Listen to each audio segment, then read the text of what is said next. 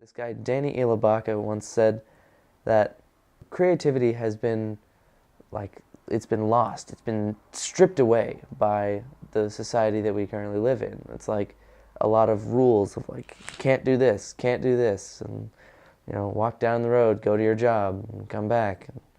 It's a lot of, there's not much playing anymore. Adults are so, confined by the structure and rules of society. I know there's lots of people in the parkour community who talk about when they go on rooftops and they watch people walking around, the only people that ever notice them are children, because the children are looking around and they're seeing the world and they're learning and exploring life, and the adults are just, I need to get somewhere. Let's get there. And I like to keep that childish sense of wonder and play. My freshman year of high school, I came down with depression.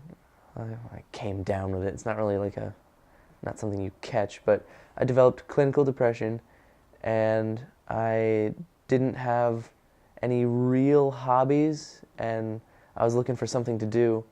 So I ended up seeing this video called Russian Climbing, and it's this Russian dude in an old abandoned town, and he just runs around climbing stuff, and he jumps across these huge gaps and climbs up flat walls of buildings, and at one point in the video, I think he jumps off like a second-story balcony, does a backflip, hits the ground, does a back roll, and gets up and keeps on running, and I was like, wow, I want to do that.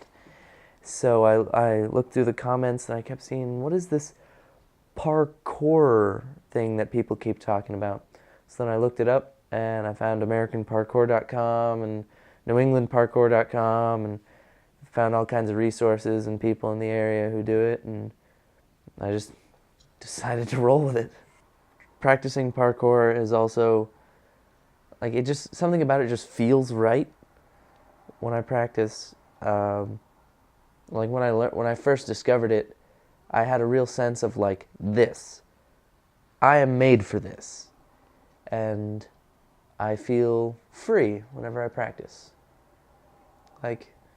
The average person walking down a road might see walls and say, I have to go around this.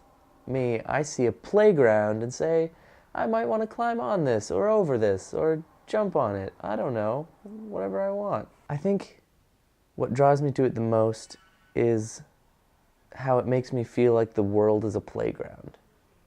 It gives back my freedom and my creativity, I guess. Parkour is hard. It's a lot of work. It takes a lot of dedication. It's hours and hours of jumping, falling, rolling. It's drills. It's hard conditioning.